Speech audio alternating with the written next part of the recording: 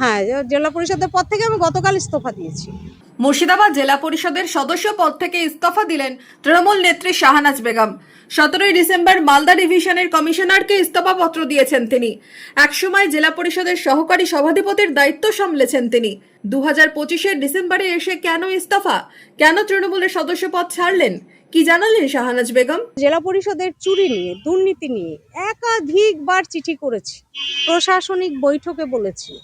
বার বলা সত্ত্বেও যখন বুঝলাম যে এই জেলা পরিষদ কখনো কারেকশন হবে না এবং জেলা পরিষদ সভাধিপতির নেতৃত্বে এই চুরি এবং দুর্নীতি রাজ বজায় রাখবে, এবং এটাও ঘটনা যে আগামীতে এমসিটি কলেজ, যার 500 কোটি টাকার প্রপার্টি, সেই এমসিটি কলেজ এবং আর.এন. টেগর কলেজকেও তারা বেসরকারি সংস্থার হাতে তুলে দিয়ে মোটা কাটমানির প্রচেষ্টায় আছে, সেটাও আমি রুখতে পারবো না। ফলে জেলার মানুষ, জেলা পরিষদ এবং আমার এলাকার মানুষ জেলা পরিষদে আমায় পাঠিয়েছিলেন এই জেলা পরিষদ রক্ষা করতে, ডেভেলপমেন্ট করতে, স্বচ্ছভাবে কাজ করতে। তো আমি সেগুলো যখন বারবার বলে পারলাম না এবং আগামী দিনেও পারবো না, তো স্বাভাবিকভাবে আমার মনে হয়েছিল জেলা পরিষদের চুরির দায়ভার অন্তত আমি নেব না, সেখান থেকে মুক্ত থাকবো। তাই জেলা পরিষদ থেকে রেজিগনেশন দিই। জেলা পরিষদ নিয়ে বিস্ফোরক অভিযোগ শাহনাজ বেগমের।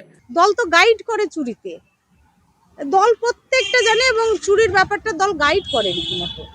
তো তা আমি কাকে বলবো বলুন? আমি বিড়ালকে বলবো তুমি মাছটা পাহারা দাও? কতবার বলবো? বলতে বলতে তো ক্লান্ত হয়ে গেছি। লিখিত আমি না হলে 20টা চিঠি করেছি।